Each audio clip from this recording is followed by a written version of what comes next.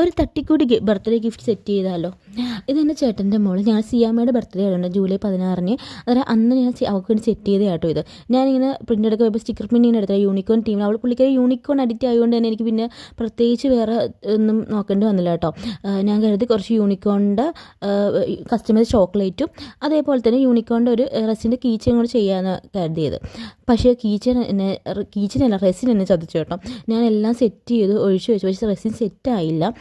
Set ആവാതെ ഒരുമാതിരി ഇരുന്നു കേട്ടോ. അതുകൊണ്ട് അതെനിക്ക് ചീറ്റിപ്പോയത് ബബിൾസും കാര്യങ്ങളൊക്കെ. പിന്നെ എനിക്ക് പ്രിൻ്റ് എടുക്കാൻ പോകാൻ പറ്റിയില്ല കേട്ടോ. അതുകൊണ്ട് ഞാൻ എന്ത് ചെയ്ത് ചോക്ലേറ്റ് ഞാൻ സെറ്റ് ചെയ്തു. ചോക്ലേറ്റ് ഞാൻ യൂണിക്കോൺ ടീമിൽ തന്നെയാണ് ചെയ്തത്. അവൾ ഫോട്ടോയും മേളിലും താഴെ യൂണിക്കോണും വെച്ചിട്ട് പിന്നെ ആ കളർ കോമ്പിനേഷനൊക്കെ ആ രീതിയിലാണ് ചെയ്തത്.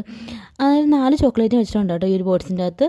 കാരണം അവർ 2 പേരുണ്ട്, അന്നേരം അടി കൂടെ ഉണ്ടെന്ന് കരുതിയിട്ട് രണ്ടെണ്ണം വീതം എടുക്കട്ടെ. പിന്നെ ഒരു മാല, എൻ്റെ ചേച്ചി ഒരു മാല ഇങ്ങനെ തന്നിട്ടുണ്ടായിരുന്നു കേട്ടോ. അതിനകത്ത് വെക്കാൻ ഞാൻ ആ മാലയും കൂടി വെച്ച് സെറ്റ് ചെയ്ത് അവൾക്ക് ഒരുപാട് ഇഷ്ടപ്പെട്ടു കേട്ടോ. അതിൻ്റെ വീഡിയോ എനിക്ക് എടുക്കാൻ പറ്റിയില്ല.